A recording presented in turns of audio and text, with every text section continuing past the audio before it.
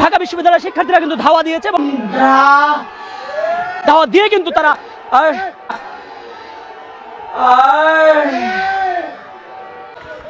দেশের বর্তমানে পরিস্থিতিতে কিন্তু আমরা দেখছি যে লক্ষ্য করছি যে প্রতিনিয়ত কিন্তু আন্দোলন এবং দাবি দাওয়া নিয়ে ঢাকা সহ কিন্তু বিভিন্ন জায়গায় কিন্তু চরম উত্তেজনা। এবং আজকের যদি একটু পিছনের দিকে যাই তাহলে আজকের দিনটিতে কিন্তু আমরা দেখছি যে শিক্ষকদেরকে কিন্তু লাঞ্ছিত হতে হচ্ছে। যে সকাল 11টা নাগাদ কিন্তু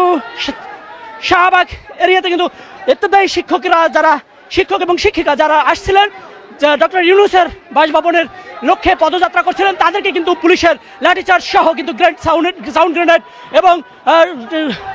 জল কামান দিয়ে জল মেরেছে সেটি কিন্তু আমরা লক্ষ্য করতে পেরেছি। এবং সেই শিক্ষকরা কিন্তু সর্বশেষ 9টা নাগাদ পর্যন্ত আমরা লক্ষ্য করতে পেরেছি সায়েন্স ল্যাবে কিন্তু অবস্থান নিয়েছে। অন্যদিকে কিন্তু এই সায়েন্স ল্যাবে সন্ধ্যা 6টা নাগাদ কিন্তু এই চরম উত্তেজনা শুরু হয় এবং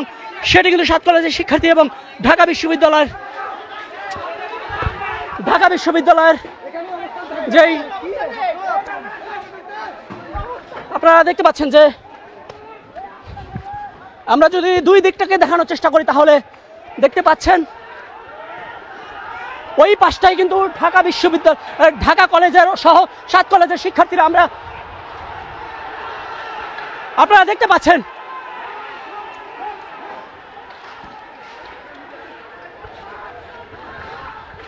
পাচ্ছেন যে এই মুহূর্তে ঢাকা কলেজ সহ 7 কলেজের শিক্ষার্থীরা সহ এবং ঢাকা বিশ্ববিদ্যালয়ের শিক্ষার্থীরা এবং এই নীলক্ষেত মোড়ে কিন্তু অবস্থান নিচ্ছে এবং যে কোনো মুহূর্তে কিন্তু তারা পাল্টা ধাওয়া দিতে পারে এবং এগিয়ে রাখার চেষ্টা করে নিজের এই এরিয়াটাকে। অর্থাৎ সায়েন্স ল্যাব থেকে কিন্তু তারা ঢাকা বিশ্ববিদ্যালয়ের ভিতরে কিন্তু প্রবেশ করছিলেন এবং সেখান থেকে ধাওয়া খেয়ে কিন্তু তারা এখানে এসেছিলেন। এবং অন্যদিকে যদি একটু দেখানোর চেষ্টা করি তাহলে ঢাকা